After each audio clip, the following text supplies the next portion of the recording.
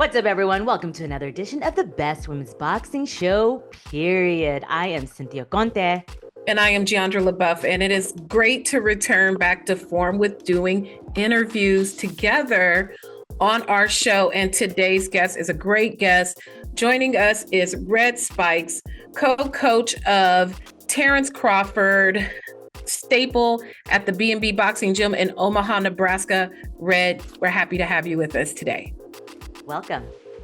Red Spikes, how are you today? Thank you for joining us. Can you hear us okay? Yeah, I hear you. Okay, I'm trying to get this camera together and training Steven Nelson. Very, very good. We want to talk a lot about Steven Nelson. You know, in addition to him being the director of operations for B&B, let's start with that. Okay. What does that mean? We know that he's got the gift of design and stuff. We know he designed Bud's outfit for the Spence fight. He's been doing some other things. So as the director of operations for B&B, what does that mean for Steven Nelson? I mean, basically, he I don't know. I just be into the coaching. I know he got us some grants and runs the programming. We're going to do more than just boxing. You know what I mean? So it's going to be like we're implementing like tutoring and probably have like a B&B basketball team. So we trying to like cover multiple bases besides just boxing. You know, we just add an addition to the program. You know what I mean? So he's in charge of that. And you know he's good at what he does. So I think that's great because especially where your gym is at, it's for the kids that you want to get them off the street. You want them to learn something, and boxing is a way out of off the streets. And if you get wrestling in, because you know Crawford's kids, just all of that, it's just like a boys and girls youth club, but it's a gym, and you can get everything in there. Yeah, we actually have wrestling. They Terrence's sons wrestle, and they use our facility. Like they use the other half of our gym. You know, it's not B&B, but they are B&B. It's you know what I mean. It's the club. They kept their club name, but they moved to our space in the gym, and you know that's so we do have boxing and wrestling. We do outsource an MMA team that comes in too. They come in after the boxing hours. They come in and use the gym too for a couple of hours. So, you know. You guys are like the next UFC Apex. You'll be having like a million acres. That's awesome. Yeah, it's like a little mini Apex type thing. Yep. By having a sport like MMA or people training at MMA in your gym, has that given you a different appreciation for that sport? Are you even an MMA guy? I know you are through and through a boxing guy, but what do you even think about MMA? I mean, when I started off coaching, I started holding pads for MMA guys, so I got to see their daily grind. You know what I mean? So, you know, I came in, I didn't really know. You know, I know boxing. I don't really know MMA, but I was a few people actually like strike coach. You know what I mean? So, you know, I kind of had a lot of trial and error when it came to that. You know what I mean? Just learning on the job. And the MMA guys, they don't really know. You know, so if I mess up, it's like shit. It was like I said, I just learned on the job working with MMA guys, and then kind of transferred it over to my boxing, just learning different techniques and different things. So they was kind of my guinea pigs, and you know, I did a pretty good job, but it was just, you know, learning on the job, and that was just a good way to start learning working with MMA fighters. So I have a good little knowledge of MMA. As far as being a fan, I'm not really, you know, I'm like a Rich Franklin, Anderson Silva, Matt Hughes era. You know what I mean? That era. I like that era of MMA, and I watched a lot of Pride fighting back, you know, because of the ring. I think I like because of the ring. Like Wanderlei Silva, Crow Cop, you know, those guys, they fought over in Japan. But these days, I don't really pay too much attention to it unless they're like a superstar. So, well, you are part of the trifecta. It's like you, BoMac, and Esau. You guys have Keyshawn, Bud, and also Steve Nelson, who's going to be fighting this Saturday against Diego Pacheco. And I remember when I saw you at Trader Joe's last week, I was like, ooh, I'm like, what are you doing here? And when you said we're fighting Diego Pacheco, I said, oh, that is a good fight. Was this the fight that you guys, was this on your radar at all, Pacheco, or just Steve just to get any fight? Any big name. I mean, Steve is a little older. He's 20-0. You know what I mean? So it was just, he had an injury like a couple of years ago that held him out for about a year. You know what I mean? And he was in the top 6 or 7 in the world during that time. So he kind of got set back. We tried to come back and, we missed weight. That kind of set us back. Like it was just a couple of little things that set us back. And so, after that win this last August of last year, it was just like, you know what, it's time to turn that corner. We don't need any more of these type of fights. We need to try to go for a top guy, a top 2 or 3 guy to get in position to challenge for a world title. So Diego, I think Steven wrote him on somewhere on social media, and he replied and was like, yeah, okay, let's get it done. So I got to get back to Pacheco. Like Steven's like, hey, I'm willing to fight. Like, let's fight. So, his people got with his people and they got the fight done. I like that. It's almost like a bravery thing. We see a lot of like the bragging and the, oh, so-and-so won't fight me, and putting it all on social media and start stirring the pot and all this drama. But by him going to him directly, I like the whole man-to-man approach and getting this fight done. So with that, and as you mentioned, trying to put Steve in position for a title fight or a more meaningful opportunity. What was the process of building him up after setbacks, injuries, and just getting him back in there when he's already finding success in other aspects of your gym, getting him back into that kind of like killer mentality? Well, I mean, he wanted it. It really was mostly on him. I mean, we're going to be there to cheerlead you on and give you confidence and keep you, show you where you could be and what we could do. You know what I mean? But it was up to him to really believe in us, believe in himself, and like, you know what, let's go. I'm ready, let's go. Whoever it is, it don't matter. You know what I mean? So, just the confidence in himself, confidence in us to overcome whatever challenge was going to prevent itself. You know what I mean? I saw that Steve started boxing late at 21 years old. And as a coach, you usually take on fighters much younger. Taking on someone a lot older, was that a factor? Did Steve ever say, I'm going to prove myself just like any other 12-year-old would? I can do what they can, but just at an older age. Steve is very talented. Like he's like mentally, like he's different. Like he's a different than most people that I've ever met in my life. Him starting late, he has success as an amateur. He's a United States champion. He was the Olympic trials alternate.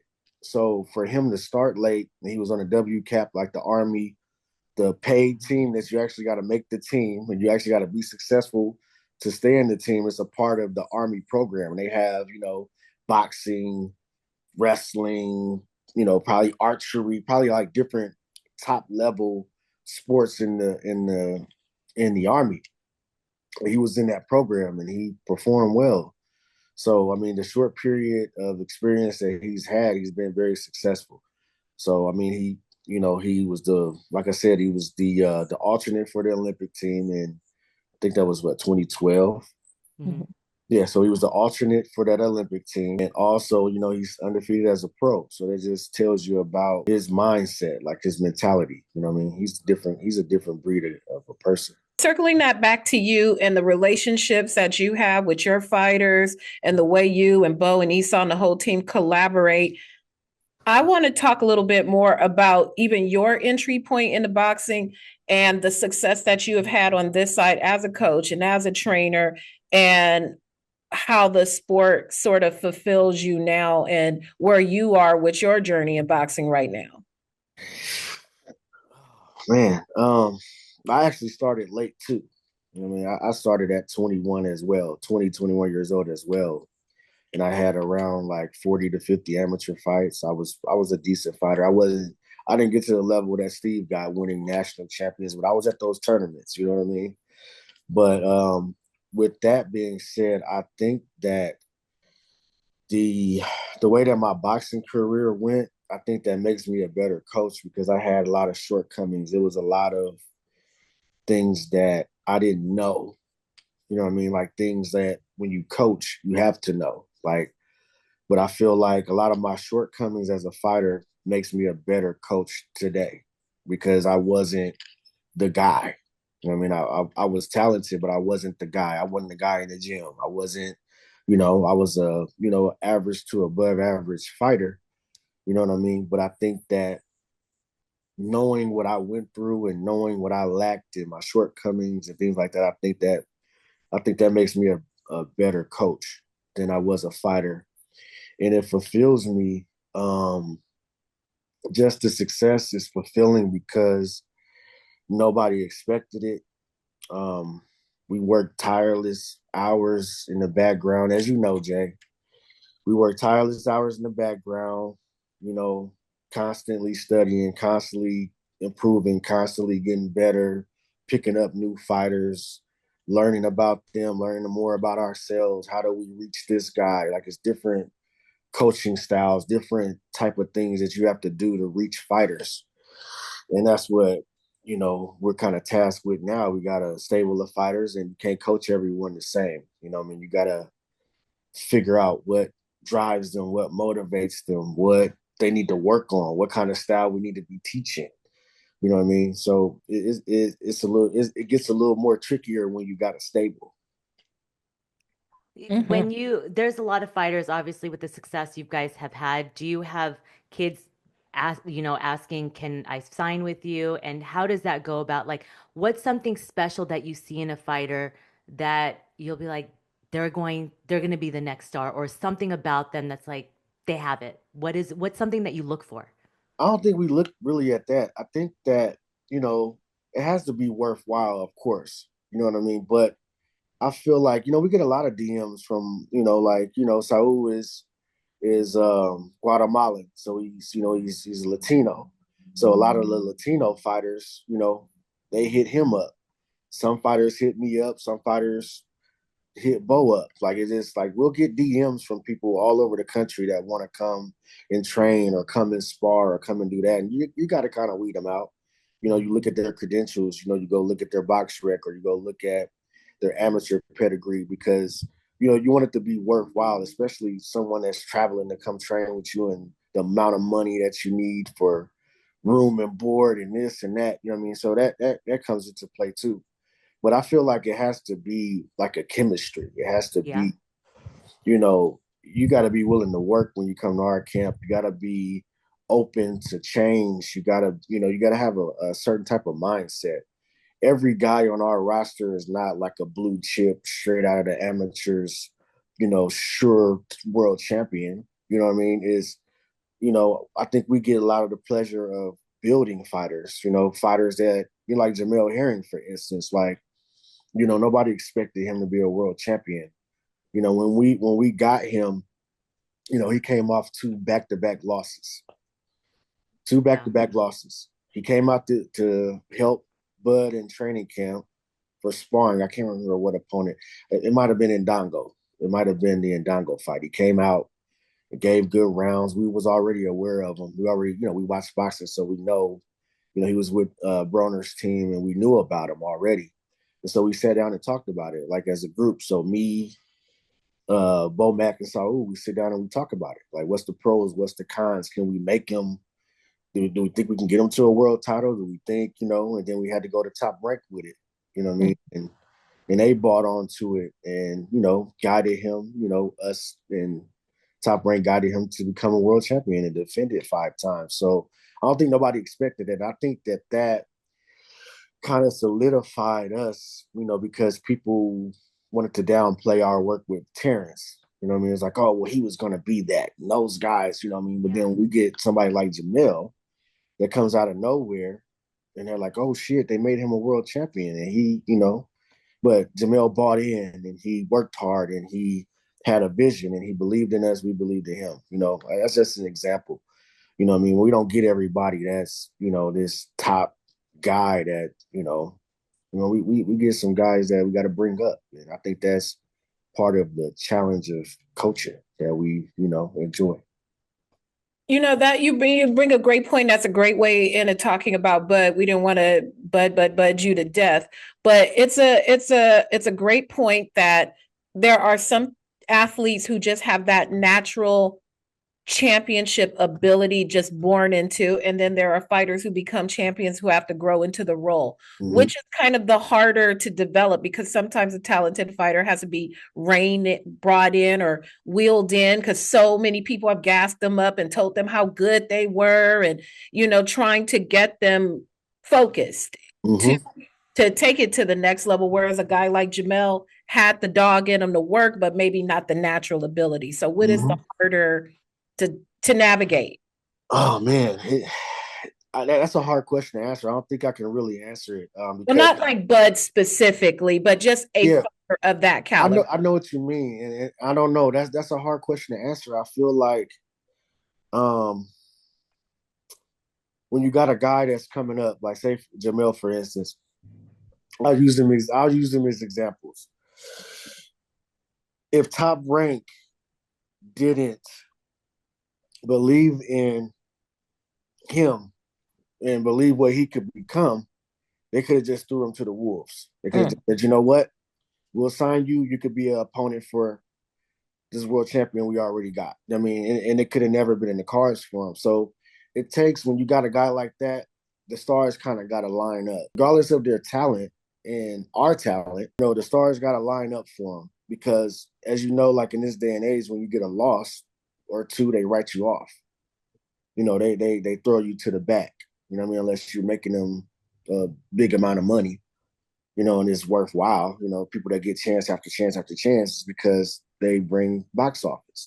A lot of talented guys don't get the opportunities that, other guys get, because, they're boring, or, they're boring, or they don't have a personality. We went through that. He don't talk enough.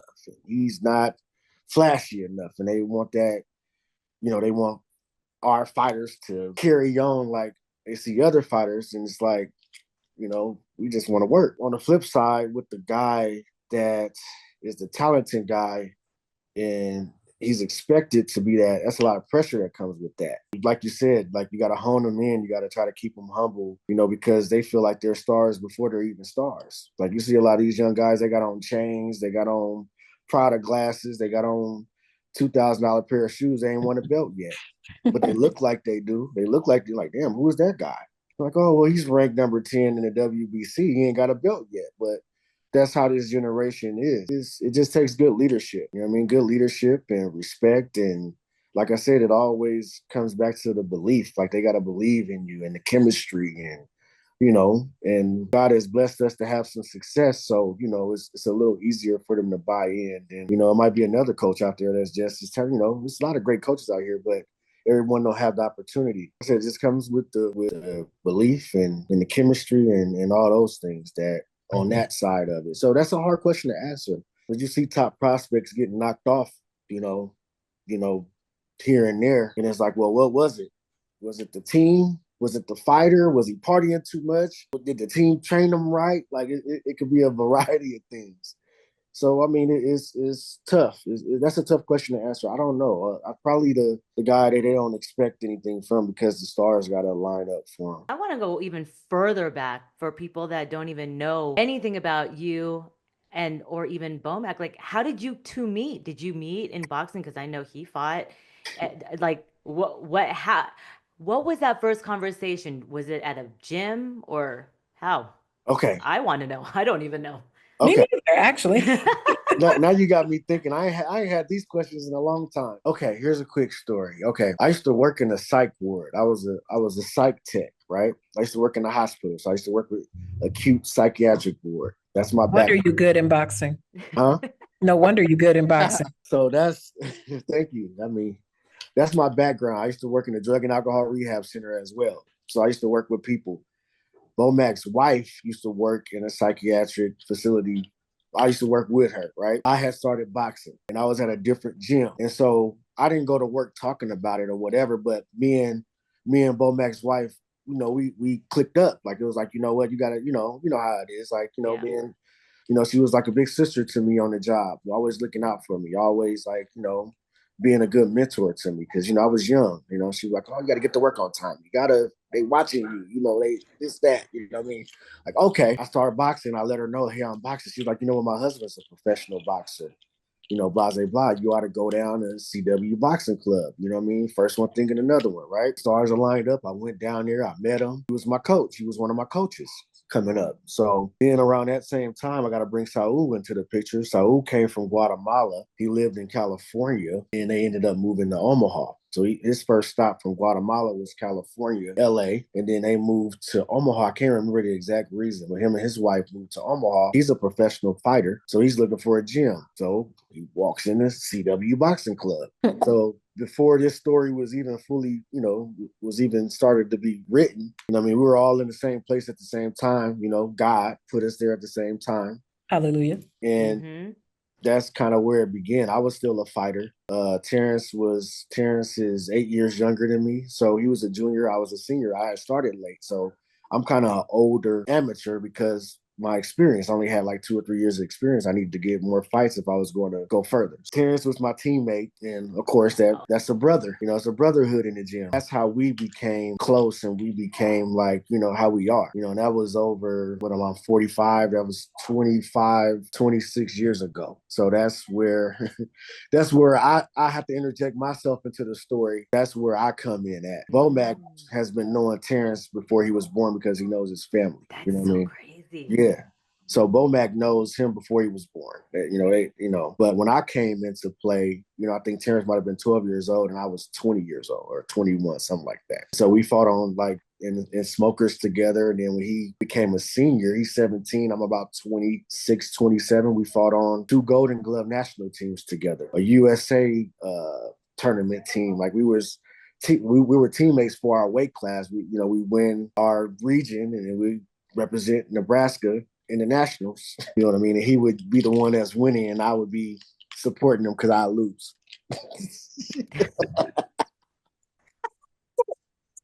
So who are you to the friend group? We know Bud is a super competitive one. BoMac is a little bit of a provocateur. I'm not sure. Esau seems pretty quiet. So who are you to the friend group? Like, what is your personality within the friend clique? I would say I'm probably the most reasonable. I'm probably the most like pragmatic person. I try to, because between Bud and Bo, they will move some furniture around sometimes. I can feel like, they be ready to go ape shit sometimes. So, and Saul is more a little passive when it comes to it. So he'll fall back. He'll be like, it's been times where it's been an argument and I'm like, Saul, why you ain't helping me? You know what I mean? Like, Saul over there like, like shit, like whatever. And I'm the one like breaking some shit up or calming some shit down, or I'm always the one that is jumping in the way, that's trying to calm some shit down or stop whoever from punching whoever. Like, I'm always that guy because it's just like I can't sit there and let that happen. You know what I mean? Even when we had issues with BWBSP, right? We had a media day and, BWBSP is talking crazy and he said some out of line shit. I'm standing next to Bud. Bud jumps up to get on the ring. Fight would have been over because once he started punching, then we all got to start punching, right? Right. So, period. It's on tape too. Like if you watch the media workout for BWBSP and Terence, you might be able to see it. I don't know which view because there was some few cameras in there. You'll see him try to jump, to get on the ring, to get in there, to get to them guys. And you see me snatch him out of midair and grab him and pull him down. And me and him are arguing because he's up. He's on 10. Let me go. Get like he's like a Hulk.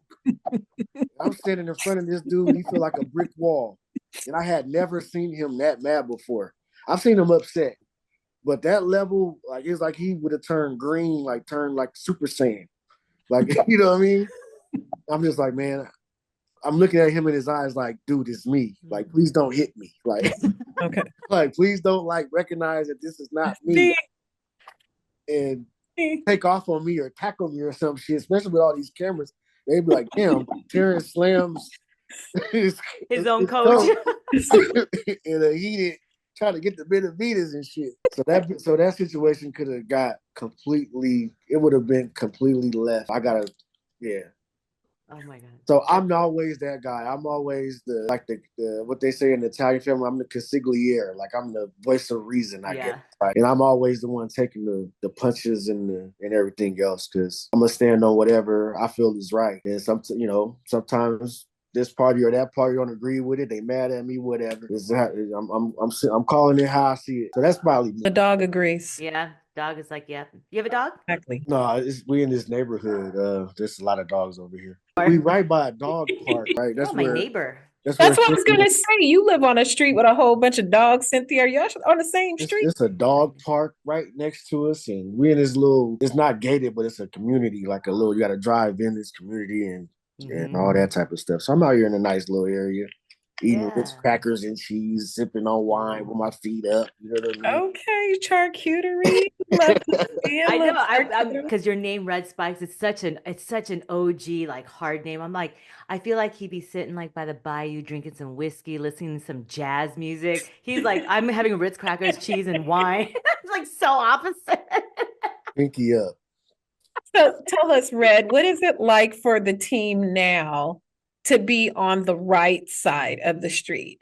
After so many years of, oh, you're not on the right side of the street, you need to do this and you need to do that, and there is no street no more. You're on the right side of the world, and now everyone's trying to come to where you are. How does it feel? It feels like a long time coming. I mean, we got in the business of boxing to fight the best, and that could have happened to us, and we was just eight. I mean, like God, God had it in the stars for us to do what we did. Gave him the talent to do that on that night, and thankfully, humbly that we got the victory in the way that we got it. But we in the sport to fight the best. We in the sport to take the biggest challenges and to be on the invisible right side of the street. I mean, I guess it shouldn't be any street.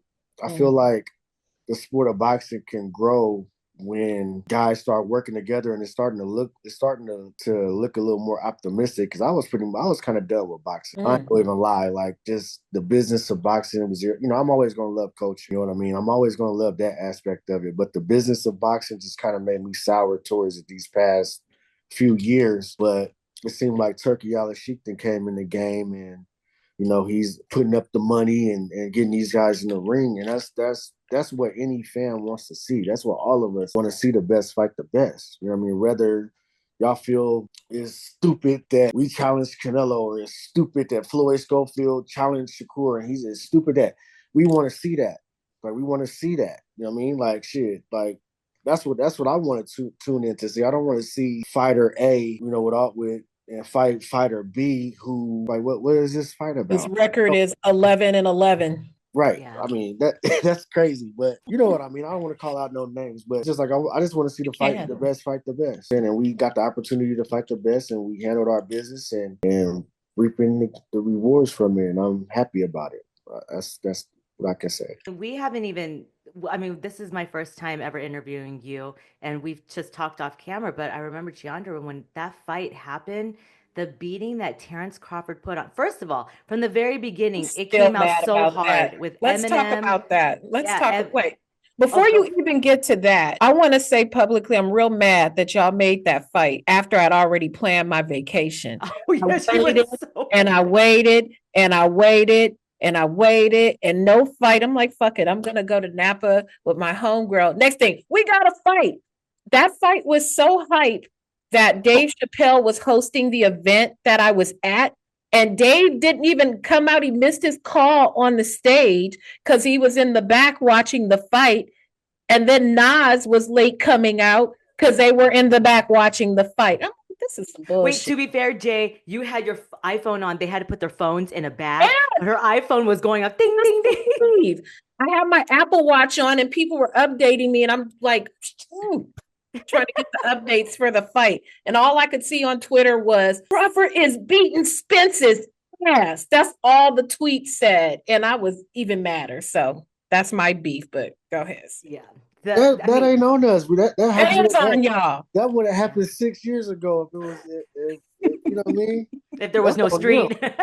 Yeah, that's that damn side of the street. I mean, like, let's talk about this real fast. From the very beginning, it was so hard. Just Eminem walking him out. His whole fit that Steve Nelson put out, like, he's catching a big fish. And it was just so on point. And the performance that Terence Crawford put on, everyone put this as a 50-50 fight. Everyone did. The betting odds. And what we saw was utter obliviation. Like, I've never seen a beating that bad that I Of two did. I top mean, fighters. yeah, and I like when Crawford put it on, he went in like I don't know what kind of like that He-Man mode. It was unbelievable. It's a testament to you guys, the coaches, because you broke down the fight. And BoMac, I will never forget this. When I interviewed him at the UFC Apex for the fight, I Oh, asked him about the whole Errol Spence, what fight? He's like, nothing. He's not, there's no good fight of Errol that it can compare him to Terrence. It's the media. I mean, he put me and the media in place, but I couldn't believe it. It was bravo to you guys. I mean, we're fans of Errol. You know what I mean? Like we're fans of him. So it's just like when you've been watching somebody for years. You know what I mean? Like we've been watching him for years. We knew we can beat him pre-accident or after the accident, whatever they want to say. You know what I mean? Bud was so he's always focused. And if you've been around him, like Jay been around him, Jay knows like he's always focused. He don't smoke, he don't drink, he don't eat beef, he don't eat pork. Like he's that dude, right? The level of focus that he had, that we all had, because the camp house we had an Errol Spence fight on every day, like a marathon of Spence fights running in the little commons area in our living room. We're watching this fight. We watched them in the amateurs. We was waking up Errol Spence, going to sleep Errol Spence, and we was fans of him, so we already knew his style anyway. But it's just like meticulously breaking him down, meticulously breaking him down. I wasn't nervous. I usually get a little anxiety. I wasn't. It was just like, you know what? If Errol Spence can outbox Terrence and it goes to a dog fight, I think we're gonna outdog him. You know what I mean? Any kind of problem that Errol would have brought, we would have solved it because we went over everything in training. We went over everything in training over and over and over and over. So when that fight ended, it was like a big release. I was so relieved because of the amount of time and energy that we put into that moment. It was just, it was a different level. It was the highest level I could ever think. Like it was crazy. Probably like Muhammad Ali, Joe Frazier type, whatever mentality they was on, like that. It was crazy. It was a crazy amount of focus and preparation and everything. Like we didn't listen to what people say. We got fans that thought we was gonna walk over them, but we didn't listen to that. It's like we gonna make sure we ready for everything because we're the B side. Like the stack, the cards was kind of against us. So I feel like added a little more extra motivation too, because it's like we only gonna get one chance. I know it's a rematch clause, but they're gonna dance out of a rematch clause if they happen to, get a little victory, like a little controversial win. He's gonna dance out of that. Like we're never gonna get to run that back. So we gotta take care of business tonight, like that night. We gotta take care of business that night, and don't leave nothing to the judges, nothing to chance. So that's why it was the way it was. I like that you said you guys had a fight on TV every day, different fights that was playing in a house, all just day, being in a bubble and just being locked in. Mm-hmm. It drives me crazy when we talk to fighters or we interview fighters and they say, "Oh, I don't watch no fight. I just leave it to my team. I didn't watch anything. I just do what they say." Preparation, obviously, but for you yourself, a former fighter, now a coach, what does watching boxing do for you? Because I know you watch boxing all the time, like ASMR for you watching boxing. I mean, you get like you get a little stale with it. I think like you get a little stale in the gym sometimes, right? So you watch, you know what I mean? Like you say you go watch a Sugar Ray Leonard fight or Roberto Duran fight, James Toney, anybody. Go watch the greats, and it just gives you more motivation. It kind of you learn little things. I might watch a fight. I got my favorite fights that I watch over and over, and I pick up something new each time that I watch it. I'm like, oh shit, I didn't catch that time. Like, he did a little move or he did whatever. And then I'll take it to the gym and work with it on my fighters. So that's what studying boxing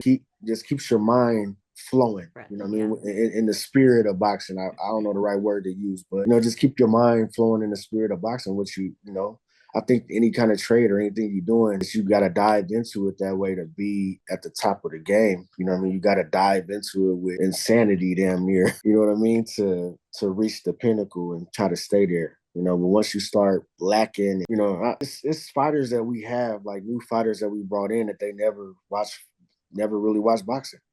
We sit down and make them watch boxing. You know what I mean? And tell them, like, y'all should be watching boxing on your own. You're sitting there on social media and you're on Instagram and you're looking at the IG models and all that goofy shit.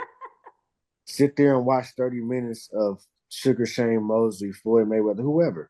And it's fighters, certain fighters we have, they might have a similar style to this guy, similar style to that guy. You're like, okay, watch how Roberto Duran fights on the inside. Watch how the ring generalship of Bernard Hopkins, and watch how his defense is, and watch how he slows down the pace of the guy in front of him. Like different stuff like that. Watch the angles that he's taking. Watch the movements that he's doing. Like it's just little stuff like that.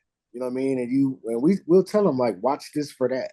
Look and see how he did that. You know what I mean? Because you got that similar style. You can add that to your style. You know what I mean? Little things. There's always little things. You never can like recreate nobody and turn them into somebody different, but you can add things to them, you know, to help their style become better. I like that. I like that you do that because it really perturbs me when fighters always say, I just leave it up to my coaches. I'm like, that's still your homework. You're the fighter. Yeah. You know, you're the one in the ring that possibly can see something different than what your trainer can. On the note of that, you've had that victory of Spence, and we didn't know, was he going to come back, and then all of a sudden Turki Al Sheikh comes in, and then boom, Riyadh season in LA. The way that you guys yeah, the way that you guys prepared for Spence, did you guys prepare the same way for Madrimov? Yes. Like Yes. that insanity of watching all his fights, because he's a different type of fighter than Errol Yeah. Spence. I mean, this is the thing. We knew Madrimov was going to be super tough. We knew his background. We knew how strong he was. We knew it's like everything that the world saw. We knew, like, we had to train our ass off. We moving up to a new weight class. He's a world champion in 10 fights. So it's like when Lomachenko was world champion in 3 fights, and Shakur world champion in 12 fights. And you got a guy like that, you know that their background is good. Like, you just don't wake up and, I guess some people wake up and they get a world championship to them. But you know what I mean? Like, we knew that this guy was legit. And I had said this I can't remember who I said it to. If you get them guys with them names you can't pronounce, you got to really do your homework on them. The Madrimov yeah. and all these weird last names and shit. And they from Ukraine and Kazakhstan and this, stand and that. Like, you gotta really do your homework because they're really well schooled. The black fighters, right? Our upbringing, it's a poor man's sport. We from the hood, we from the ghetto, and we struggling and all that, right? It's true. But them dudes are struggling too over there. They struggling too. You know what I mean? It might, you might not think it, but they going through hardships. They going through hard time. The pressure of whatever, like the amateurs, like in Cuba, like, the pressures that they have to compete and perform and to win. And they get little or nothing for a reward. Like, that's hardship. So when you dealing with them kind of guys, like, you got to really do your homework. The casual fan is like, oh, Madrimov, Crawford's cherry picking, shit, you hear his name. It's like Tim Tszyu just fought that guy. Didn't know his name. Murtazaliev, yeah. Didn't know his name. How you pronounce his name? We don't know. Murtazaliev. We don't know him. Tim Tszyu gonna get him out of there. You got to be prepared. You got to do your homework. You got to study. You got to do that shit, especially at this level. Like, can't take shit for granted. Not that they did, but it's just like shit. Like, got to be prepared. And all them hard days of training, we pulled it out. We needed those last rounds to win it. And those hard days in the gym, we pulled it out, right? So that just goes to show. So what can you tell us about Crawford and Canelo? I mean, we want to go straight to so we're watching it all. They're talking. We've been in London now. We had the Ring Awards. Everybody had a good time. Everybody's having a good time in Saudi. And it feels like we're getting closer and closer and closer. What can you say about that situation? I'm going to say that Terence Crawford will move up to 168 pounds and be undisputed in 3 weight classes. Book it. That's what I can say. I saw your tweet earlier in response to Canelo on TMZ. He's like, respectfully, we're going to beat your ass, beat that ass, or something along those lines. But I do love it that you say respectfully. Respectfully. Respectfully. But I think I it's like Canelo though. Like I like him. That'd be yeah. the thing is like when I'm fans of these guys, you know what I mean? Outside of like us facing them, like I love to watch them. Like I think the world of Canelo. I think he's an exceptional fighter. I think he's a all-time great fighter. Like I really think highly of him, just like I thought of Spence. I think highly of Canelo. Like if he's not fighting us, like I love Canelo, to be honest with you. You know what I mean? But you know what I mean? Business is business. And I'm Team Bud Crawford. And I'm going to do the best that I can as a coach. Just like, I just can't wait. I can't wait. I mean, I don't know if it's completely signed and sealed, but it looked like it's getting close. So I just pray to God that everything, happens for us and for the fans. And I'm just happy it's here stateside. Say that. Not in Saudi. That fight does not belong anywhere but here in Vegas, which that they're saying it's possibly T-Mobile. Thank you, because I don't have to travel. So I like that too. I was looking forward to going over to Saudi Arabia. it's just hard, and the fans, it's the problem, and Turkey acknowledges that, like they're getting better and better, but that's where the money is at right now. But ever since he bought the Ring magazine, I'm assuming from what I've read, it's going to be a Ring magazine fight, but it could be, I'm not sure, so we'll find out. I think he's undisputed. I'm not completely sure. I don't care. He can have one belt. He can have Oh more. no, Canelo is not. I think because William Skull. So from what I've been reading, that he would, if he fought Crawford, at it won't be undisputed, and then hypothetically, the hypothetical is if Canelo beats Crawford or Crawford beat whoever, then they fight William Skull for the last belt to be undisputed. I don't even know. I don't even know who that is. How did he get the belts? He was the next in line for, I think, IBF. IBF does their job. And what they did, IBF will strip you in a minute. They stripped Canelo because Canelo had all 4, right? Because he didn't fight his mandatory. They did that to Gennady. They did that Canelo before. I mean, the IBF is very strict. I mean, good for them because they're the only ones that actually follow their own rules as opposed to bending it and then creating other belts. I mean, it's one thing. I know, I get it. I get that. But it's one thing to bend and it's one thing to just like, I don't know. It's a whole thing. I can't have it both ways, so I'm just gonna leave it alone. But the thing is, I just feel like, belts or not, it's a big fight, and the true champion is going to emerge from that fight. And who gonna fight William Skull? I don't know who that guy is. What we doing? They just show up. But you never know. Just like you said, you may know how to say his name, but he might actually be really good. Don't overlook him. We're not fighting him. There ain't no point to fight him. Not at this point in our career. I'm not overlooking him, but I'm just saying, like, shit. We trying to ride out in the sunset. We ain't about to fight no. You know what I would like to see? What? Yeah. If I had my wish, God willing, we move up, we fight Canelo, we beat Canelo, and then move down and fight Jermell Charlo, and then we just.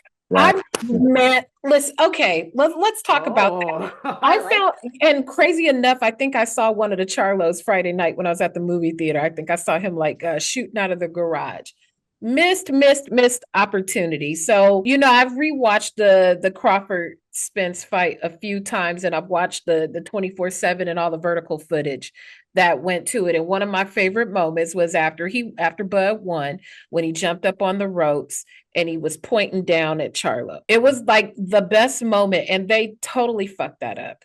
Yeah. Because they were so prepared for Spence to beat Crawford that they didn't have a camera person positioned to be looking at Charlo, because it had already been a running dialogue already. Bud said straight up that he wanted to fight Charlo. He was going to beat his ass too.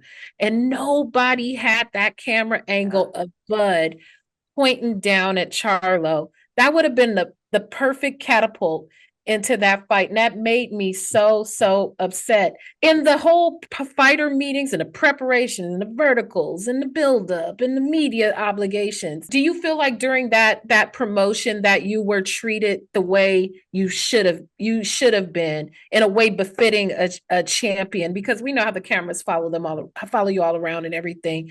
Did he get his moments in that regard, or the team get their respect in that regard? I think we did. I think they, yeah, I think that from my perspective, I feel like we did. So still wanting that fight after. I want it. Does Crawford want it? I think he do. I think he want it. I mean, I don't know. I don't know if we'll, because one thing that like Bud, one thing about Bud that everybody know, and I know very well, he's competitive. You know what I mean? He's competitive. So he might be like, oh, I'm gonna retire. He didn't said it a few times already. You know what I'm saying? But then it's like, then he'll come in the gym the next day and be like, man, I want to fuck so and so up. You know what I mean? So it just be like, I don't think that, I don't know. I don't know if he could just go sit down. You know what I mean? I think I think he still might fight. He still might fight 2 or 3 more times. That's just my gut feeling. Not nothing that he didn't tell me specifically, but I think just his competitive nature, just how he is, like he shit. I want him to fight Charlo too. I want him to fight Canelo and Charlo, and then if he want to retire, retire. Because after that, it's like shit. That's everybody from pretty much his era.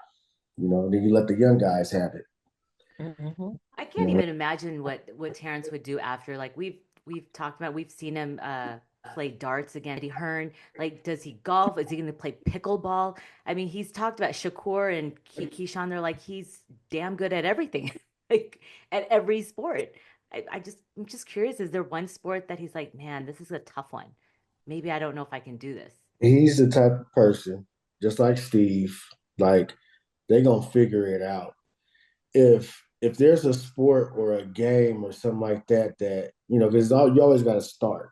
You always got to start somewhere, right? So he didn't see that. He didn't start off good. So that's just come with practice. It just show you how his mind is. Like I remember when he started playing ping pong, and he was a decent ping pong player, and the guys that beat him that's a little more experienced to him. But you know what he did? Start playing every day. This dude had a ping pong table in the gym, in the boxing gym. Bought a table, brought it to the boxing gym. So when we do our warm up, he playing 2 or 3 games of ping pong, go jump rope, go shadow box, then we go into our workout. Then not only that, we got a camp house in Colorado Springs. What's right in the middle of the living room? A ping pong table. So that's just a dartboard is in there. That's his thing. Like he. Well, don't watch no WWE. He might put somebody through the ping pong table. The boxers keep going over there too. Oh yeah, I could see him doing that. Yeah. WWE. Anything that like is a challenge to him, he's gonna take the challenge and he's gonna be dedicated to learning it and getting good at it. God, Terrence should have a reality show of what sport you think, what sport can I not do? Can you beat Terence Crawford? Right. That would be, yeah. Can you beat Terence Crawford? That would be you know what? There's an idea. Let me write that one down and see if I can talk to some people. Red, you want to win an Emmy? Let's win an Emmy. Let's win an Emmy. Can you beat Terence Crawford? Wasn't there a show similar to somebody of like? It was like Cardi or something. Cardi B did something like that where they had her going like doing a football workout and like just crazy stuff. But it don't matter because we know Terence going. I interviewed Jesus Ramos Jr. the other day. That's fighting on the PBC card coming up on the Benavidez Morel card, and he said that he sparred Crawford. And I go, what was one of the best advices or things that you've learned from him? He goes, to this day, I will always remember this.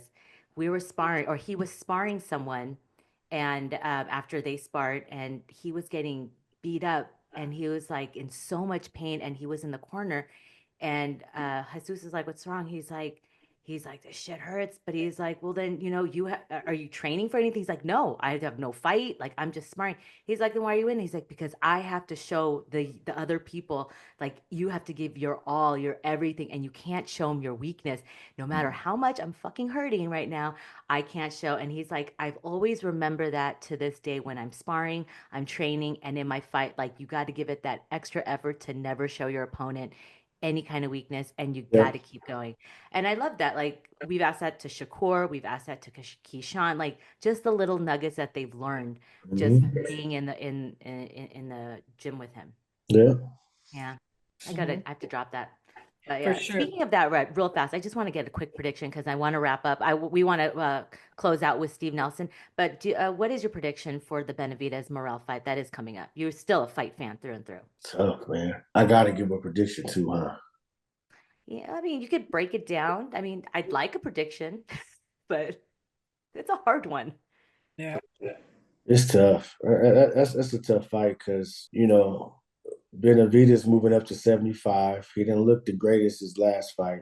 He looked decent. Morrell didn't look great his last fight. He looked decent. They both were solid. I ain't gonna say decent. They both had, I would give, Benavidez had a better performance than Morrell did. I don't know. I think Benavidez kind of at 168, he was the bigger man. I think he was able to impose his will on smaller guys at 68. He had, he's big, he's fast, tough. They couldn't really hurt him. You know what I mean? So he was able to kind of impose his will. Morale was another big 68. He would impose his will when he got plenty of skill too. So that's gonna be a good match. I don't know, man. I don't know. I do not know. I haven't studied no film because I've been so caught up with my fighters. I haven't really I had these other dudes on the internet. They just break down film and all that stuff. I don't know that aspect of what the weaknesses and all that stuff is. But I respect Benavidez, man. Benavidez didn't put in work. He fought the best. He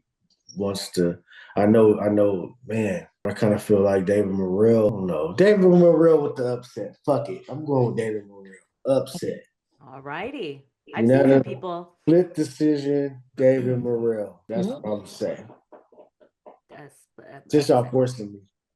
But then tomorrow I'm like, damn.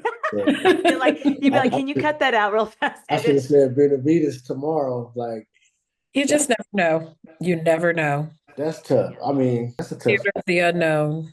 Yeah, that's a tough fight. That's a good fight. And before we wrap it, I have to ask you one more too about your stable, about Keyshawn Davis. We're big fans of Keyshawn. We've interviewed him a bunch of times. We've talked to his mom. I loved his homecoming. I love Virginia, the band, just the whole vibe of it. And I looked at how he performed at home versus how Boots In has performed in his hometown since they fought like the same day, the same weekend. It was the same time.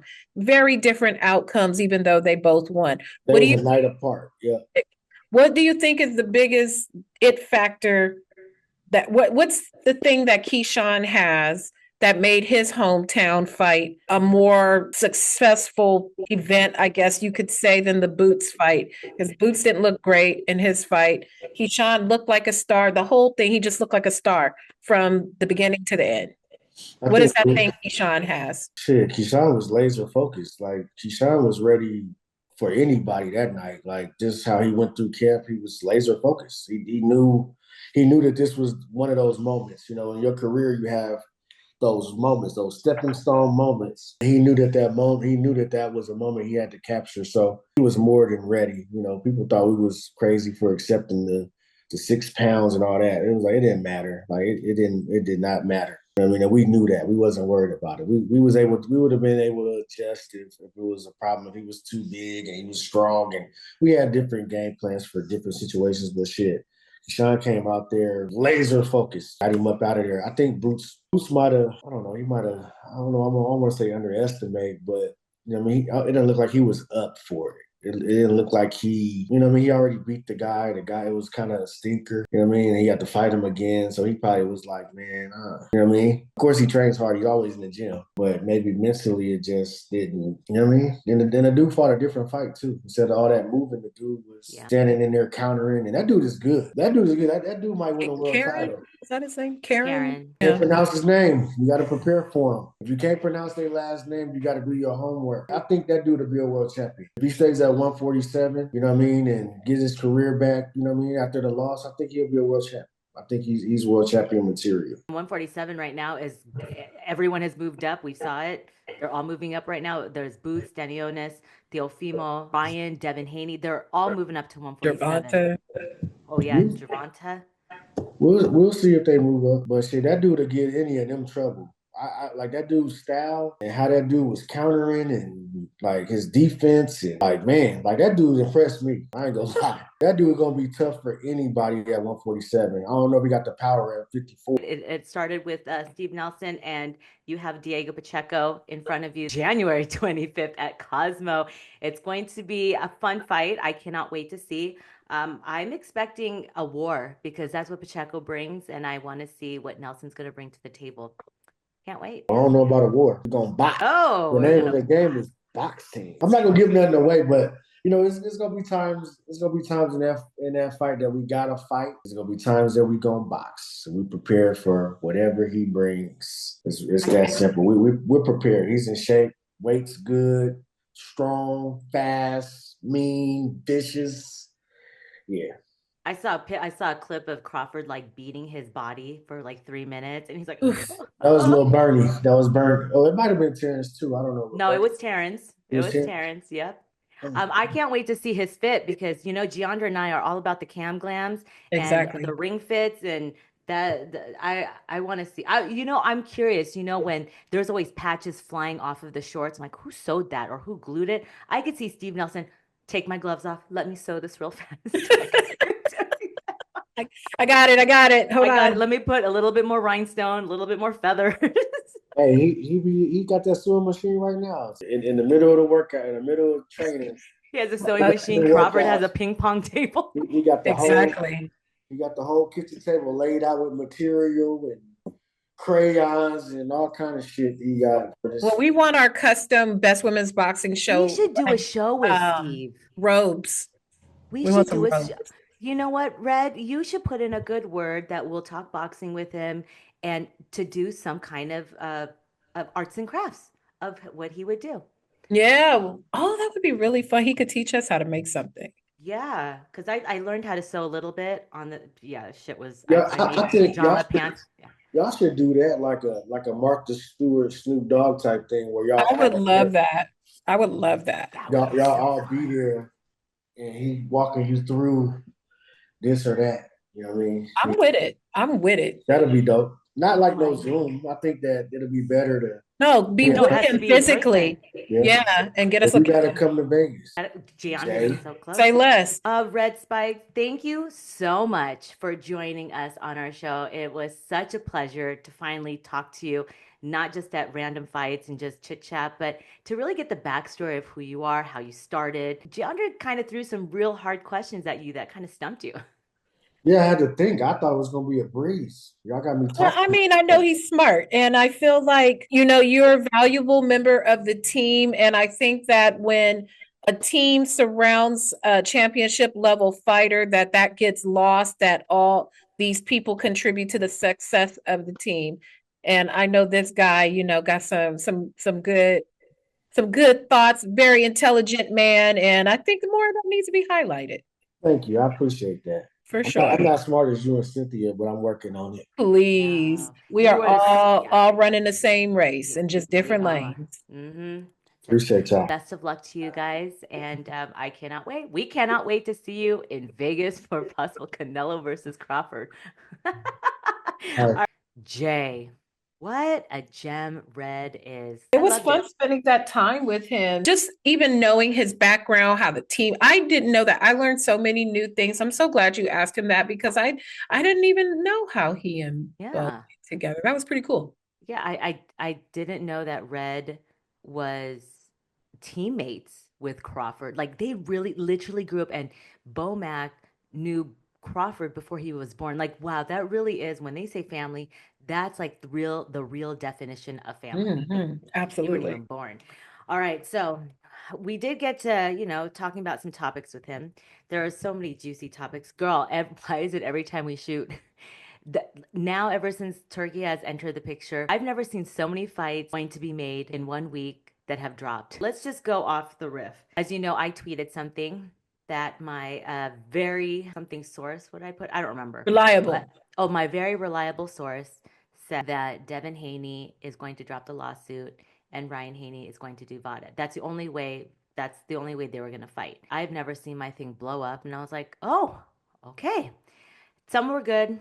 Some people were like taking a slight dig at me. They're like, well, some information is different. Actually, no, because everything that came out the next couple days really showed that it is true. It wasn't necessarily the next fight, but there is a rematch. Now it's just Absolutely. gonna come to testing.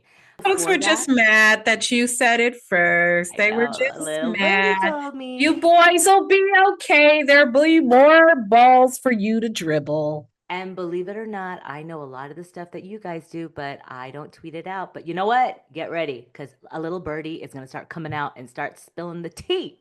Tweet, tweet. Anywho, tweet, tweet, tweet. That Okay, sounded like I was so grabbing some boobs. I meant to go tweet, tweet. so okay, so now we see that before the Ryan and before Haney versus Garcia 2, there are fights that Turkey has said you must fight. So Ryan versus Isaac Cruz, Mm, and Ryan says it's going to be at 140 pounds. And mhm. then Haney versus Jose Ramirez. That's on the same card in the middle of Times Square. Jeandra, we have got to go. Or if not, you're gonna have to go.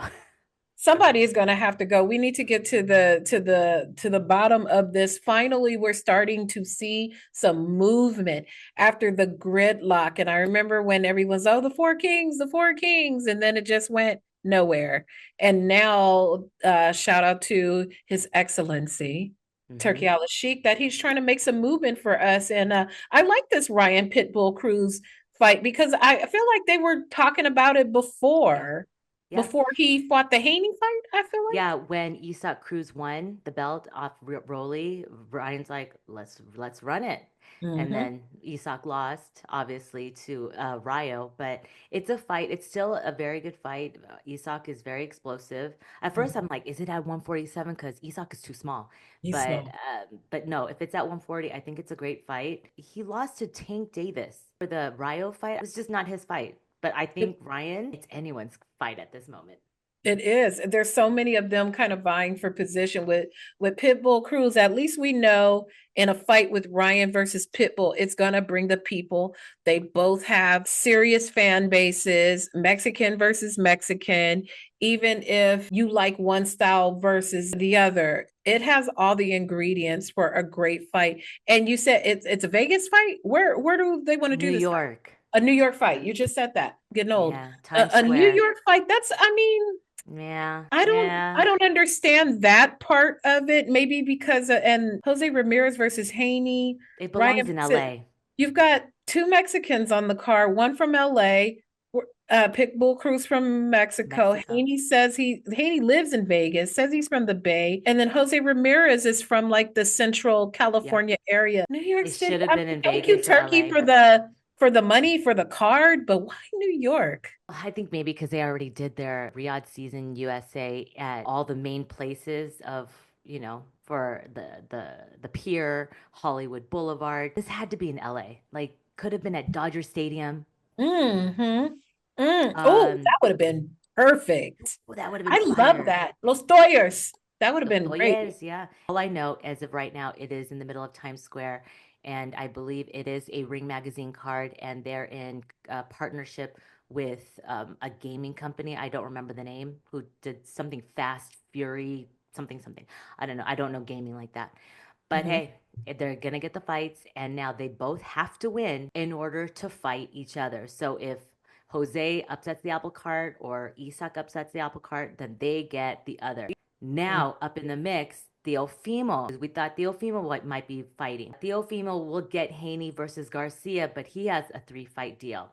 Teofimo is going to be fighting Richard Hitchens at 140 unified fight. Next is Teofimo versus Boots at 147. And that's if Boots gets past Stanionis. As of right now, they're still making that card for in April. This all happened in overnight. Literally overnight. I feel like, you know, the takeaway, shout out to all the members of the media that were at Tom's 360 promotions card on Friday. Shout out to all of them. That's where we saw the scrum. Pick your favorite media member who's in California. Go watch it. Pick one. They all were filming it. So some takeaways that I thought were interesting, starting with Ryan. Ryan said that Turkey told him that he wanted him to beat up on Haney. I thought that was a very, very interesting soundbite. How truthful do you think that is? Girl, I don't know. I don't know what comes out of these mouths of these guys. I don't know. I'm not sure. I don't know. Turkey, come on and confirm for us. I don't know who to believe. Unless I saw Turkey mouth it like he said to Bivol, I thought you won that fight, or he's put out a post like Fury and Usyk. I'm going to take it with a grain of salt. Turkey is very, very good at he's very open with the media. He tells people what he thinks, what he wants, and what he knows. So that is just a soundbite, and we shall ask. If I interviewing Turkey Al-Sheikh once again, I will just ask him about that soundbite. He probably will confirm or deny. And the other thing that was interesting to me, or I don't know, cause for conversation, was them asking for, in relation to your tweet and the whole reason why the lawsuit was dropped about drug testing. And Ryan said that something to the effect, this is not a direct quote, but something to the effect of, why are they only pushing for one? Why can't we use another? Because if one athlete is pushing for one type, it's kind of suspect. That's like a generalization, but that's pretty much what he said. Other than Vada USADA, what are the other ones out there? There's that clean boxing program, the one that Matchroom uses, but that's the one that Alicia failed at. So all I know is that Vada is the gold standard. USADA is the one from the Olympics, and we've seen how that went. A lot of dirty tests came out of that. So I don't know, but it's, you know, if Ryan's going to come out and say what company he's going to use, he has to come out and say it.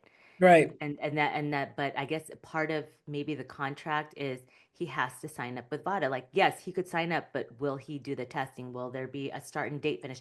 Those are a lot of things that are going on behind the scenes of like what is going to happen. But as of right now, they have a fight separately and they have to win.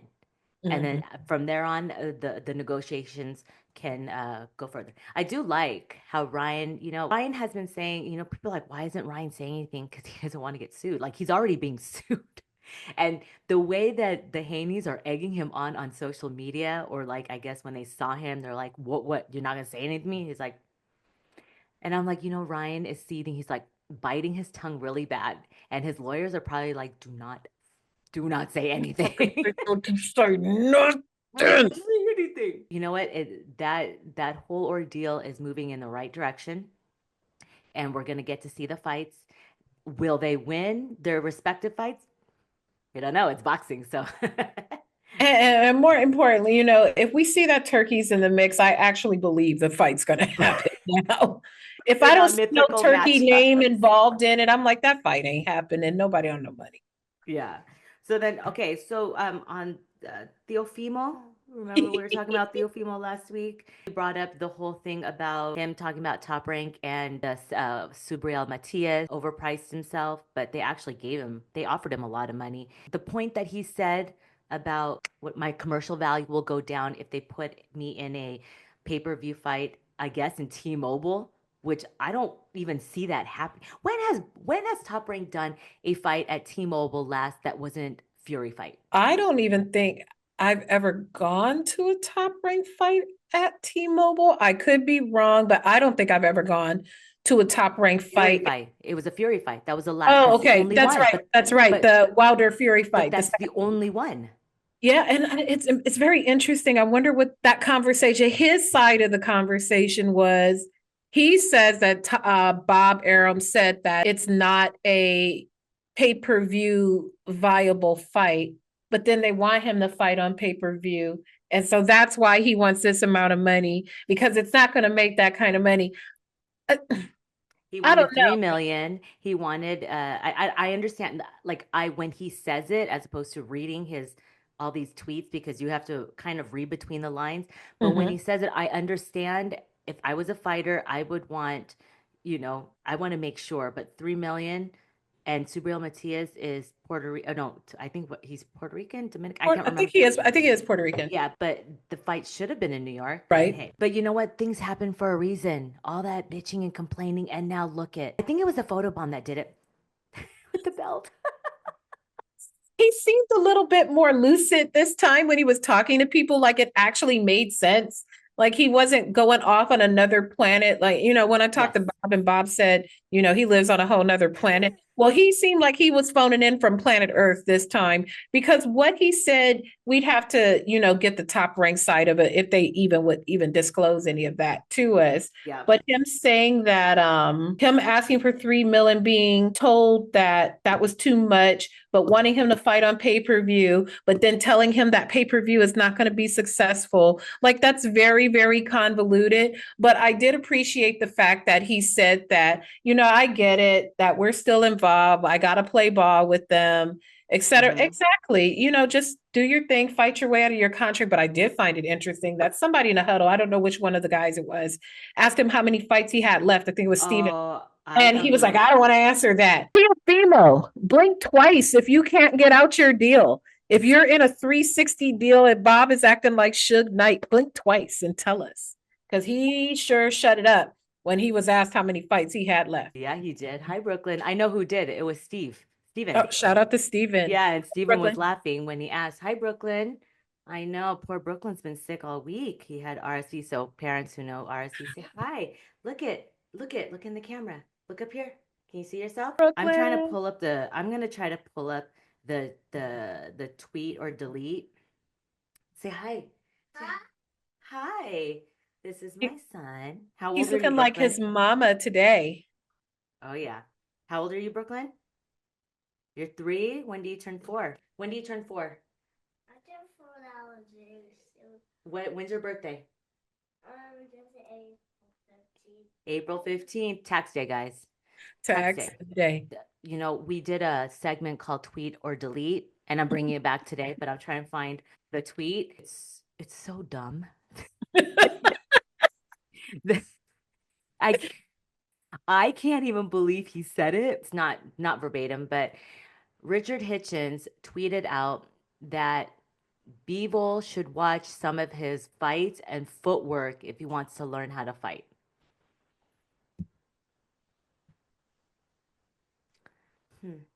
How do people even get into the whole mix of the thing? What in the hell? People just be tweeting stuff just to be tweeting. And I say that respectfully.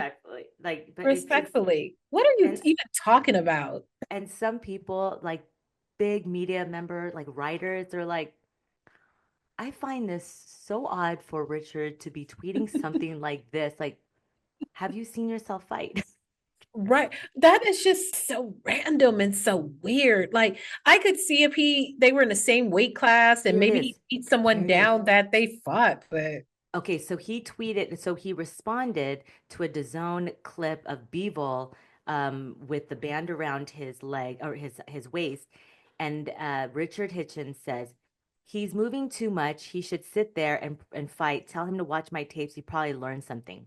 Womp, womp, womp. Sir, just stay focused on Teofimo. You guys are nowhere near the same weight class. I think Canelo's going to be okay. Yeah. No, not Canelo, Bivol. Bivol. That makes even what Bivol? What are they, light heavyweight? 175? Yeah, 175. And Hitchens is supposed to fight Teofimo at 147, 140. Punch a 140-pound business and let them big boys mind their business. Respectfully. Okay. Yeah. And speaking of Canelo, before we wrap up our little show, I loved when you had to ask Red, so what can you tell us about Canelo versus Crawford? Because it's out there. It's not been solidified. They are working on it. I've had little birdies tell me, and I just can't say anything, but I'm going to let other people say it until it's done. But we might be getting the fight in September here in Vegas at T-Mobile. Thank you, Turkey on the Shake. Thank you. Thank you, Mr. Turkey, Your Excellency. I'm just trying to even imagine what Crawford looks like at that weight. You know, I wanted to ask Red since he doesn't eat. I didn't know he didn't eat pork, beef. Does he eat I chicken? didn't know that either. I didn't know that. I mean, Like he's I just almost take it for granted that pescatarian. all fighters eat meat, but Yeah. now the only fighter I really knew of who was like a for real vegetarian was that heavyweight Bryant Jennings. I mean, he was super duper into being vegan and all of that. But wow, that explains a lot about Bud and why Bud can keep his weight together. Yeah, because I think about I'm like, I that's a bit. I mean, he's gonna have to gain some weight because usually you're Yeah. gonna eat some beef, especially living in Omaha. But how much fish and protein, like hummus and vegan stuff, can you eat? I don't remember if he said Mhm. chicken, but I know he doesn't eat beef and pork. That's no wonder they wouldn't fight until September because not even that, just putting the right kind of weight on and still being able to maintain your mobility and Mm-hmm. quickness Power. and all those things. Like Crawford is, I'm so used to Crawford, just regular life Crawford, walking around so jacked. Like when you see him and he's on vacation, he's jumping in the pool, like he's jacked, even when he's not in a fight camp. Because I saw that someone asked, somebody tweeted, they're like, "Oh, it's going to be at 168." They're like, well, what do you think he walks out? I know it was Coppinger. He said 170. And I said, if he walks at 170, because there's no rehydration clause on this fight as of right now, that's what's been said. Because then that's good because Crawford is can't gain any more weight. Like, I'm going to imagine. send him a DM and see if he answers. What is your walk around weight? Inquiring minds want to know. I'm going to send it. And you guys, we're going to wait and Yes. see. Okay. Just yeah. Okay, so we can see this is Crawford There here. you go. I'm going to do a voice text. We just What need to. is your walk around weight? Question mark. Inquiring minds want to know. Period. So if he answers me, we'll put the response up in our next show. Or if he answers me now, we'll put it up right now. But Now. wow, because I don't know, just cry. I mean, I know he's not walking around at 147, No. but I mean, look at like Floyd, say. Floyd, when he was fighting at 147, his walk around was still like 154, Mm-hmm. 152, somewhere around there. So I just thought the same thing about Crawford because they have similar kind of bodies. I thought at the most maybe 158, maybe, Maybe. We'll find maybe. out. I don't know. Oh, can you Did give he? Oh, I us some thought he DM'd. scoops? Oh no, he hasn't answered me yet. Like, I dang. wanted to know if you could give us some scoops because I saw the boxing game. I saw a commercial for the boxing The game. play undisputed. Yeah, and I know that you're in the game too. Have they told you guys any more about it? Well, no one's supposed to know I'm in it yet. Oh, okay. We'll cut It's that oh, it's out. all right. No, it's but the game is already out. Mhm. I am one of the as of right now. I don't know who else other presenters, reporters are in it, but I've been in the game since the very beginning. I Ooh. went and did the whole shoot. It's pretty cool. But I don't know how it's set up yet because they haven't said that I'm in the game as of yet. I just know I had to do all these these faces like as if I was a fighter, like. And I mean, I just couldn't stop laughing. That's awesome. I don't know much more about it, but I know that it's out, but we'll see. To be continued on that, but once I know more about Play Undisputed, go play. I mean, it's not like you can play me, but you'll get to see me reacting and interviewing whoever wins. Oh, Jay, there was so much to pack into this. Oh, and real fast that you mentioned it earlier, Ryo is fighting Gary Antoine Russell Davis versus Roach Card. So it is happening. The Davis. So don't listen to Gervonta's or don't read his tweets when it's off. It's happening. So they're the co-main event. And Gary Antoine Russell. When was the last time he fought? Last year, 2 years ago. Let's take a I mean, look. they fight like every year, once a year, if that. Yeah, that is a good question because I feel like they were all on a card together. Yeah. The Russell brothers were all on a card together, and that was the last time we I saw think him. it was after the father passed away. Because Yeah, they're, yeah. yeah. Yeah, he last fought last June against Alberto Puello, Puello. Oh and he yeah. lost. And Puello is now fighting, it just says that Puello is set to defend his WBC super lightweight world title against Sandor Martin. That's all the Ring magazine. I just saw that right now. So, Oh, okay. these are all like, okay, boxing is in a good place right now, hopefully. It is. It I just, is. we just got to get to the fights. Hopefully, I wish that Ryan fight would be here, but man, I guess maybe they're waiting for that big fight for the Canelo Crawford. That's going to be the big fight here. But For no, sure. do it at Intuit Dome, the Dodgers. I would love it. Please come home. Come on home. I'm coming I love home. that. Yeah. Well, none of them are from here, but I'm here and you're There you from here go. and Ryan's from here. So, hey, bring it Yeah. home. Bring it Yeah. home. But yeah, I don't know. It was great to see. Ultimately, it was still great to see Ryan. They get on my nerves, both of them. They say some crazy shit, but I was glad to see that they were out on Friday night supporting Tom Loeffler, supporting boxing, period, and just making themselves accessible and not being divas and stuff like that. So that's pretty dope. I like that. I like that. I like that. And I like that they didn't get in like a beef.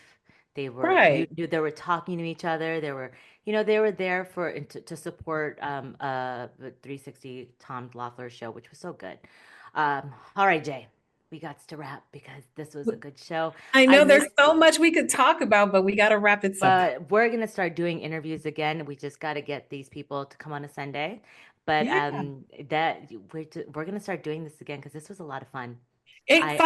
People who are watching, tell your fighters, tag them below or tag them on X or tag them on Instagram and tell them you want them on our show on a Sunday.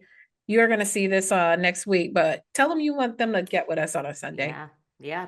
And also, I have some more footage dropping. Jesus Ramos is gonna go down. That was a really good interview. Keep watching and rocking our David Benavidez interview, you guys. Shout out to you. Yes, I'm going to be dropping more clips from my scrum that I had. So it's like totally different from the actual interview. And then I don't even know what else is going on. But oh yeah, then pick up the New Ring magazine. Look at this beauty. I know Talk I about, signed up for a subscription, but I guess I did. I'll do it tonight. look at that. That's like it doesn't bend. Before That's the looking like magazine would be real, bent. like old school finery. Love that. Beautiful. So get it. But yeah, so you guys like, share, subscribe to all of our platforms. We'll eventually get back on TikTok because TikTok was banned for like a couple hours. Exactly. And then we're trying to get the app back, but right now it is not on any of the Apple stores or Google things. So I please know, bear my with us. dumbass. But I will Don't still, delete it if you have it. Don't delete it. Don't be me. Dimitri did so. Shout out to D. But Shout yes, out to D. but now we just got to get CapCut because if not, I'm gonna have to learn a whole different, and the captions are gonna look a lot different. They're not as fun. And that lemonade thing too, that people were trying to push people to. That was Bite. That was Bite. Yeah, Dance that's also a bite one too, because people were like, get on that. It's kind of like TikTok. No, that shit's gone too. Yeah, Well, that's TikTok's back, but you and know I what it is. can't, and I'm not getting on that new red note because Nah. what's the No. point? No. But yeah, so make sure you guys like, share, subscribe, all of our stuff. Put your notifications. I know I saw some people saying I didn't get this notified. YouTube, fix your notification system because our interview dropped and they didn't know about it until later. So Yes, people, click your bell icon also. yeah, we're on the road to 6,000 subs right now. We're at 5480. We're getting there, guys. Just please, Man. please. Shout out to whoever was our very first subscriber. Probably was us. But so shout out like each other. But shout out to our maybe like our fifth subscriber, we'll There say. you go. Yes. That you came by choice. There you did. Okay, Jay. So I will see you hopefully soon. I don't know. Oh yeah, I will see you soon. eventually for We other can get our stuff. shit together. Yeah. But yeah, if not, we will see you next week on Sunday here on right in front of the cameras. All right, guys, thanks for tuning in to another edition of the Best Women's Boxing Show, period. I'm Cynthia Conte. And I'm Jeandra LaBeouf. See you guys at the fights. Bye, guys.